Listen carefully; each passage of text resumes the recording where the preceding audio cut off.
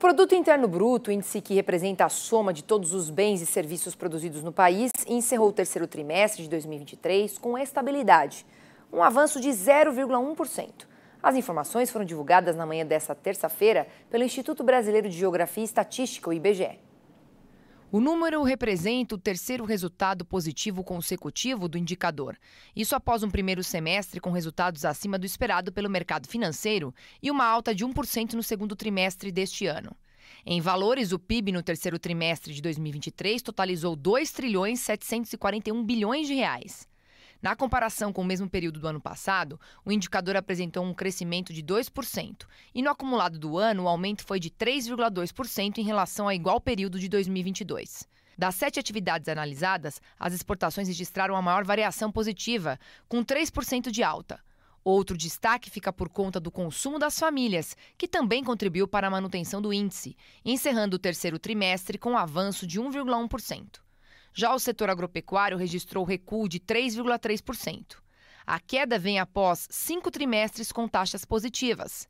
Quando comparado com o igual período de 2022, a alta do PIB do setor foi de 8,8%.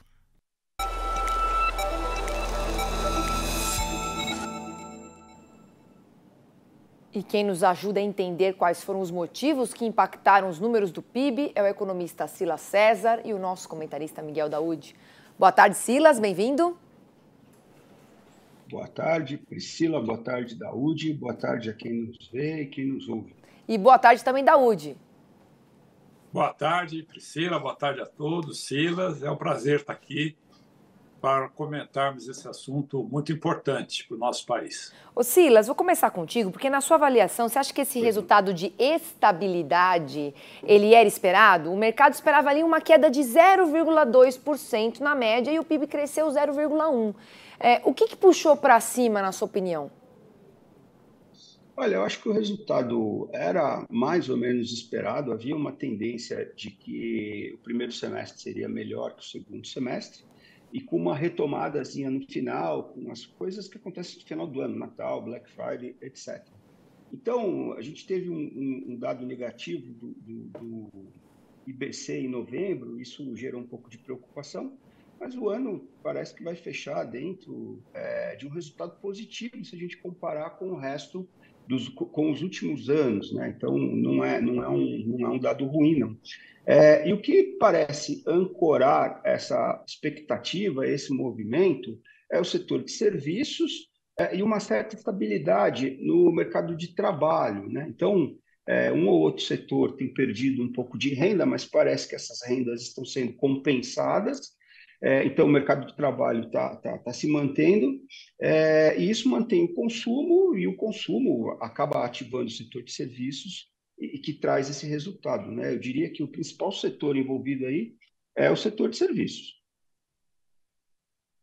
O que ajudou a manter também a estabilidade do índice foi o consumo, né, das famílias. O que você explica aí nesse número também, complementando aqui a fala do Silas?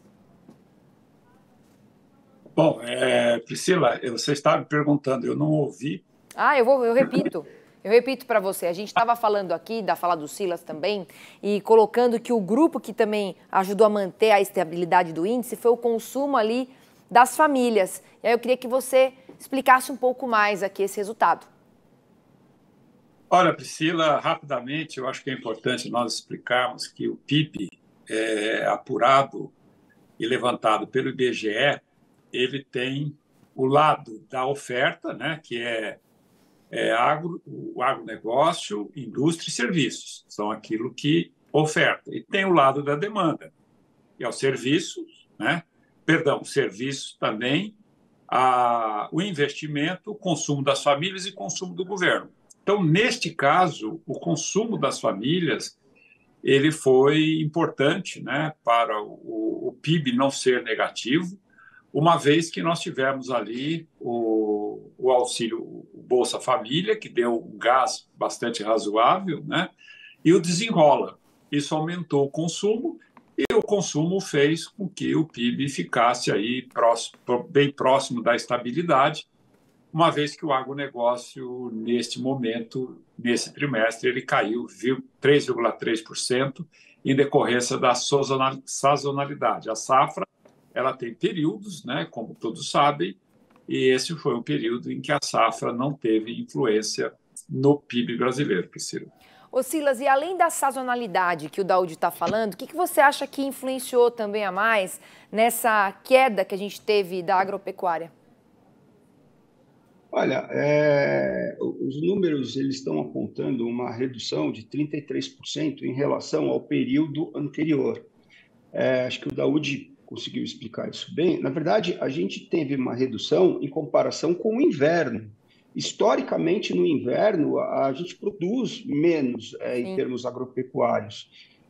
Se a gente fizer a mesma comparação, mas ao invés de olhar para o período imediatamente anterior, ou seja, para o inverno, e a gente comparar com o mesmo período do ano passado, a gente cresceu quase 9%. Sim. Então, o crescimento é muito expressivo, né?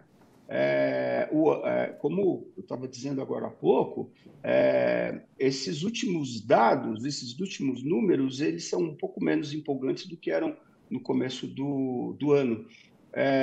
Mas a gente vai fechar, pelo que eu estou entendendo, 2023, um ano muito positivo em termos de PIB, em termos de resultado econômico. Tá certo.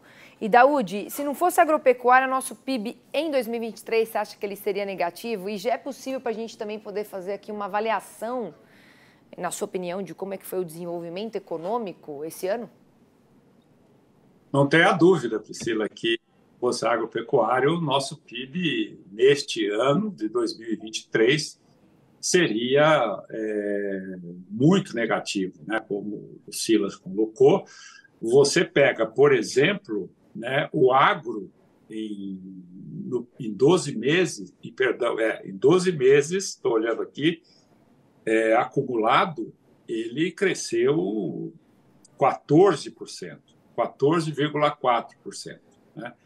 Então, isso acabou tendo uma influência muito grande no PIB de 2023, que provavelmente vai fechar em torno aí 2,8 ou 2,9, salvando o crescimento do país neste ano. Agora, quando nós olhamos a média do crescimento do PIB brasileiros e comparamos com outros países, é lamentável, né? O nosso PIB cresce muito pouco, em função de que nós temos processos aí que não vem ao caso agora a gente discutir. Tudo depende da base de comparação que nós estamos fazendo, né? Com certeza, como o Silas falou, se você olhar ali o período do inverno, que é de baixa mesmo, a gente tem um resultado. Agora, olhando o mesmo período do ano passado, crescemos 9%, que é super positivo. Agora, pensando para frente aqui, Silas, diante desse resultado que a gente está vendo agora, como é que ficam as expectativas para o quarto trimestre do PIB neste ano? Qual que pode ser o papel do setor do agronegócio nesse último relatório do PIB, que vai ser só divulgado no ano que vem? Olha, se a gente pensar em termos gerais, né, antes de olhar para o setor agrário, olhando em termos gerais, parece, pelas primeiras apurações, o resultado do Black Friday foi bom, foi positivo. O resultado do Desenrola, ele chega agora, ele vai aparecer mesmo em 2024, mas já se imagina que com o efeito do aumento do número de pessoas que podem fazer compra porque estão com o nome limpo, então já se espera algum efeito desse aumento do consumo das famílias no final do ano, agora em Natal. Então, há alguma possibilidade de ancoragem de uma expectativa mais positiva junto do setor de serviços, do comércio. Então, há ali alguns elementos que podem chegar a surpreender e, eventualmente, chegar ali na casa dos 2,9. Né? Agora, quando a gente olha para a agricultura, a gente sempre tem que ter em mente que algumas variáveis, e por isso é um setor tão complexo, algumas variáveis eles não são controlados pelo produtor. Então, a gente tem o clima, a gente tem o dólar, a gente tem o preço internacional e, ultimamente, a gente tem as guerras, a gente tem um cenário, um contexto geopolítico que interfere cada vez mais na cotação do preço de commodity e de produtos exportáveis de maneira geral. Então, por exemplo, para o próximo ano, a gente tem a se manter as expectativas, a se manter as condições de pressão e temperatura, deverá ser um ano razoável, tão bom, tão otimista quanto foi 2023. Mas a gente tem que pesar, por exemplo, os efeitos do aquecimento global estão muito proeminentes, algumas safras mundo afora já foram afetadas, então isso pode impactar. A gente não tem uma resolução muito clara das questões da guerra da Ucrânia, isso tem impactado preços internacionais, tem impactado o preço de energia. Preço de energia é sempre uma variável, a gente não sabe exatamente a quantas anda o apetite da China, e a gente tem alguns problemas internos. Então, assim, o presidente da Argentina, recém-eleito, Javier Milei, ele tem falado coisas sobre o Mercosul que pode gerar preocupação. A Argentina é um grande parceiro comercial. E domingo, na Venezuela, foi votado que o povo venezuelano aceitaria uma invasão da Guiana. Então, pode parecer não haver um impacto muito grande comercialmente num primeiro momento, mas mais instabilidade na América Latina não é bem-vinda. E o setor que sofre é o setor exportador, naturalmente, né? Além de outros, esse é um setor importante. Então, insisto, para sintetizar, se as condições que prevaleceram ao longo de 2023 se mantiverem para o setor exportador em 2024, eu creio que teremos um ano parecido com esse. Mas não dá para fazer essa aposta sem ponderar esses elementos de incerteza. Tá certo. Daúde, para a gente finalizar aqui rapidamente, você acha que tem espaço para melhorar ainda mais as condições das projeções aí deste ano? Ou que está definido e acabou, agora bora ano que vem para ver o que a gente melhora? Eu diria, Priscila, quem se desenrolou, se desenrolou. Quem não se desenrolou, não se desenrola mais, né? Não tem mais. Eu acho que nós já estamos em dezembro, né? Apesar do PIB ser divulgado lá na frente. Eu acho que está consagrado. Esse ano cresce entre 2 e 3, 2,8 e 3, não vai mudar disso. O ano que vem, a expectativa do mercado ela é de um PIB de 1,5%. Por quê? Porque você não vai ter mais injeção de dinheiro para a população consumir, né? Nós estamos aí numa situação difícil, vai ser um ano de ajuste.